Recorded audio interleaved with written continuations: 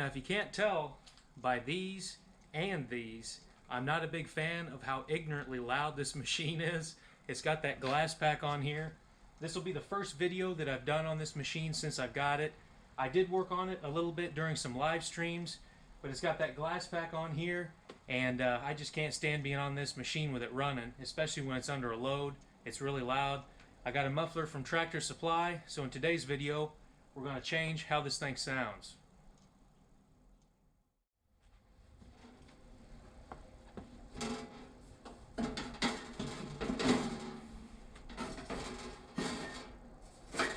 Now this hood I had to also cut for where the aftermarket radiator sits in here. It was a little bit bigger of a spot where the cap is at than the stock one that was in this machine whenever it was factory. So I had to plasma cut that out a little bit too.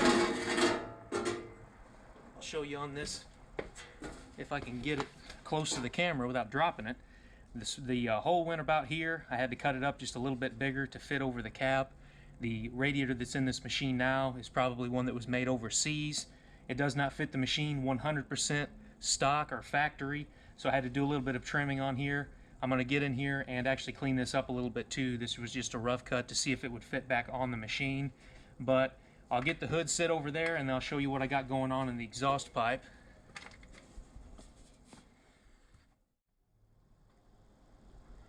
Now you can see there's probably not much hope of getting these bolts removed out of this exhaust manifold without them snapping off in there, but I do have a little bit of pipe that comes up here, and there's a clamp. I think I can split this old gas packs muffler at the bottom, and I can get that taken off of here without too much trouble, and I'll just have to buy an adapter to go from this to the new muffler that I've got in the garage. But I also needed to take the hood back off to put the oil bath breather that I got cleaned up the other day. I already winterized my power washer, so I just took this up to the one in town, cleaned it all up, got the oil off of it. I still need to check to see if there's a hole in it, or maybe it just leaked the oil out of it because it was not tight on the machine. But that goes in this general area here, and the pipe kind of snakes down by this exhaust manifold and goes back onto the carburetor. I've got the clamps and everything to put that back on the machine. So I'll get you set up, I'll cut this clamp and see if I can get this old glass pack off of this machine.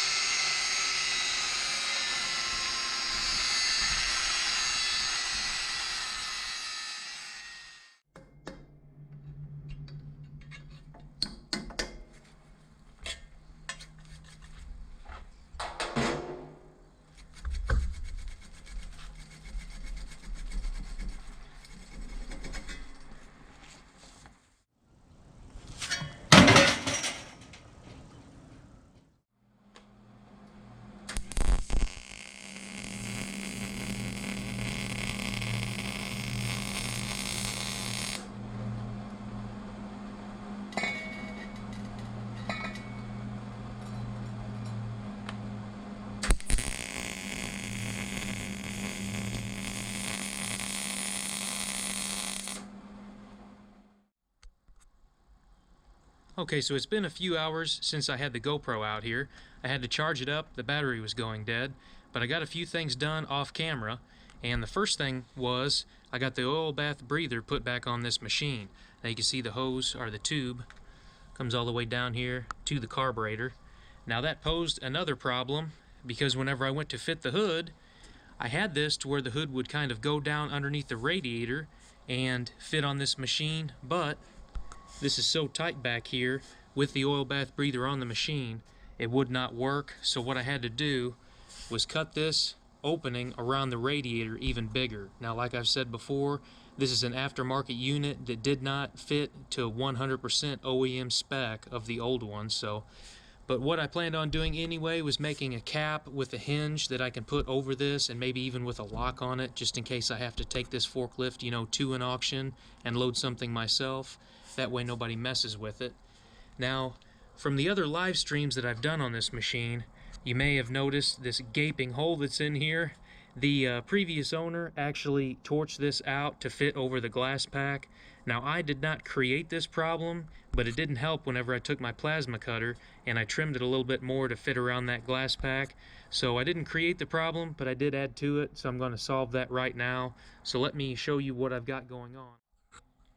Now, I've got the muffler set where it goes, and if I stand back, you can see the hood is flat and the muffler is tilted a little bit, but that is because the engine sits on a little bit of a tilt. If I would have known that before I welded those fittings together, I would have tried to, you know, put like a 22 or so in them, so it did sit completely straight. It does have a little bit of a bend to it, but at the same time, I think when I get that exhaust clamp, I can clamp it down to where it is basically at a 90-degree angle from the hood. Does it bother me a lot? Not really. Like I said, I'm not really working on a show car. If I would have known that from the beginning, I would have changed things up. But I also made this plate out of the same gauge of sheet metal as the hood. You can see that I bent it to conform to the actual curve of the hood, and I've actually got that big enough to where when I cut this out square and butt weld this in between, I won't have that big of a gap around where the muffler goes. Now you can see how big this side is. It's basically flush with the muffler, so if I just left it alone, I'd run the risk of having water rain down on the top of the engine. Now, it's not really that big of a deal. Like I said, this is a piece of farm machinery, but let me take the hood back off, cut that square out, and I'm going to weld that patch panel back in there and fix this problem.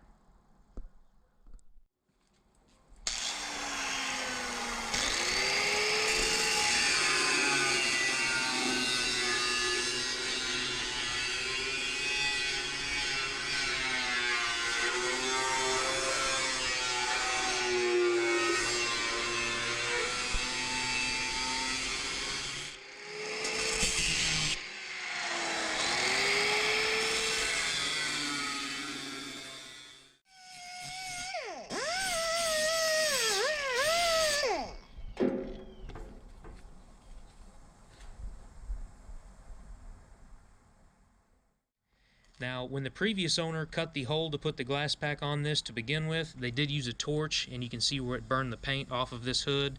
There are some wrinkles in this, but it doesn't feel too bad now that I got this patch in here. I can't really show you how good I got it, but I mean, there's no major warpage or anything in this hood. I did seal it up, and the next thing to do is to grind this down. I may try to throw a little bit of paint on that. I'm not really sure yet. I may just throw primer for the time being and get it back on the machine.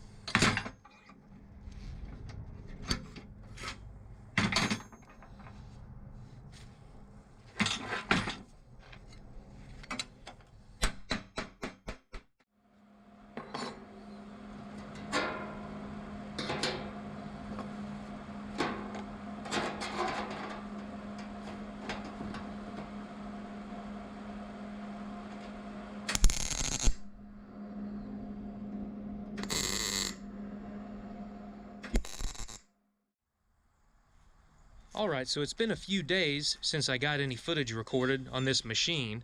Now the time change happened, so now whenever I get home from work, I really only have about a half an hour to 45 minutes of sunlight before it gets dark outside. So any of the projects that are sitting outside, it's kind of hard to get any footage shot on those. But I wanted to show you the result of what I was trying to do the other day on the video. You can see that I welded these sides into this hood from the bottom side, and what I did is I made this box that goes around the radiator since it sticks up further than the old one did. I've got a lid made for it. I made my own hinge back here with a bolt. It's got a nylock on the back side. I don't have it 100% tightened because the paint is still really thick on here. So whenever I get it tightened up, it'll sit flush, and I can throw a padlock through here. That way, in case I take this to an auction to load my own material on my rollback truck, or if I take this to a property to get an old truck or an old car out of a field, I can lock this up. I don't mean to sound rude whenever I say this, but I don't trust a lot of people from messing with my machines. I don't like leaving them around unless they're sitting on my place. So I've got this done to where nobody can mess with this, you know, take the radiator cap off and pour something in the radiator, because as everybody knows who watches these videos out there are some rotten people out there that will mess with your machine. Now the gas cap back here underneath the seat will basically get the same exact treatment as the radiator cap, so nobody can mess with it. Now somebody could take a hammer or a crowbar and pry this up, you know, break this off of here and ruin it, but this is just some simple prevention for somebody that doesn't have any tools with them. Like if it's sitting in an auction, they can't mess with this and do anything to it. So I'm kind of happy I done that. Got the box all made up, got my patch panel welded in the hood, I got some paint on it, doesn't look half bad. You can see down here I've got my exhaust put on the old stub that came out of this exhaust manifold. I've got the inside of this pipe covered in anti-seize in case I ever have to pull the exhaust back off and take the hood off of this machine. I've also got anti-seize on these bolts, so if I ever need to take this off, I've got this clamp facing out this way. I can easily use a socket and ratchet and take this off and then pop the hood off of here.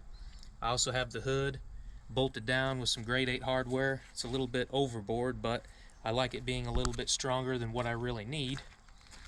It's bolted on this side as well. Now the next thing I wanted to mention were the tires on the back of this machine.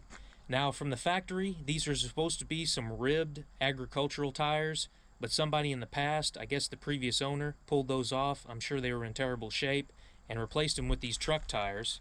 Now these are load range E tires. I mean, there's nothing wrong with them. They do support the weight and they will work good, but you can see how slick they are.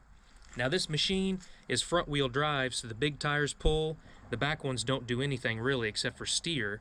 Now if these tires are slick, you can only imagine what they'll do whenever you get into some mud or some slick surfaces. You cut the wheel and this machine's probably going to go straight to begin with. So I've got a good replacement for those tires. So I'll go ahead and pull these wheels off and get these tires mounted up. Alright, now I've got one of the tires and wheels off of the machine for a comparison to show you. Now, these old tires are dry rotted pretty bad and the one has a slow leak, and I wanted to focus on these and show you these tires that were generously donated to me by the first ever video sponsor on my channel.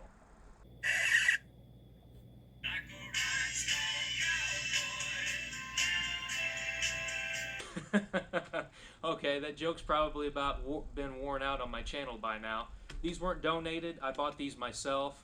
No video sponsors, anything like that. I just seen these on a website and I figured I'd buy them for this machine.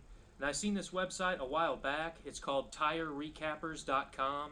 Now I'm not affiliated with them in any way, but I noticed they had some retread tires, and I figured for this machine that'll be really good. They're knee deep in tread.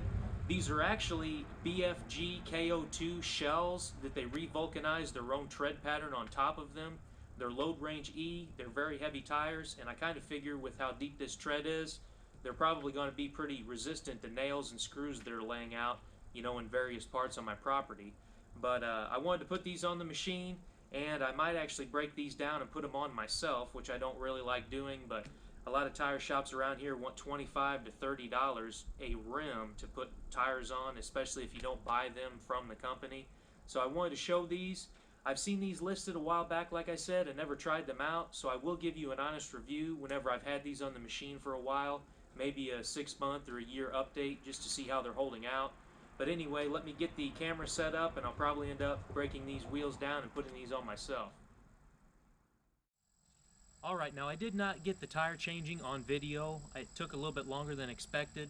This side had a tube in it and the other side did not, so this one went together pretty easily. The other side, the rim on the inside was fairly dirty, so I had to wire wheel that and clean it up a little bit before I put the tire back on there.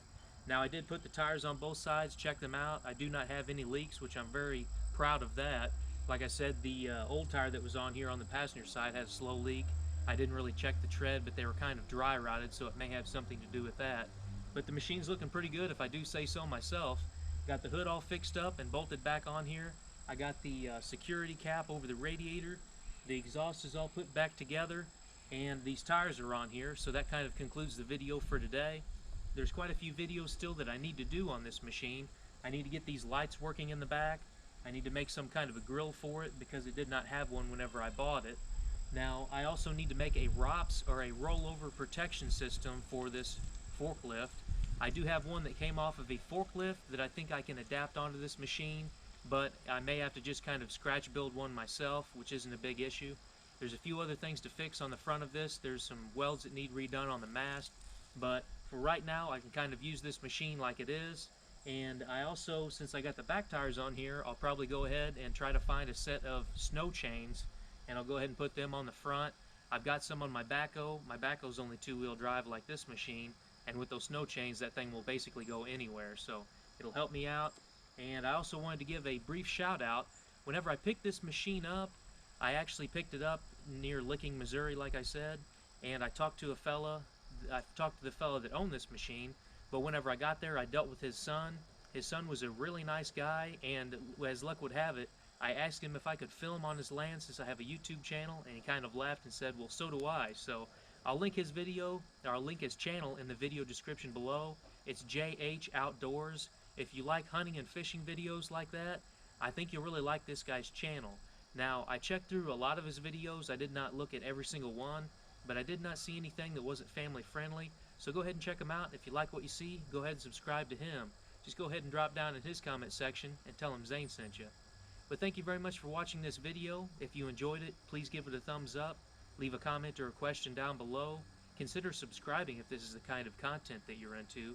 And as always, just a friendly reminder that it doesn't matter if you're working on your project in a garage or in your driveway. What matters is that you go out there, you do the job yourself, and you learn more about your project, whatever that project may be. Now that this video's over, how about you go outside and work on something? My name is Zane, and I'll catch you next time.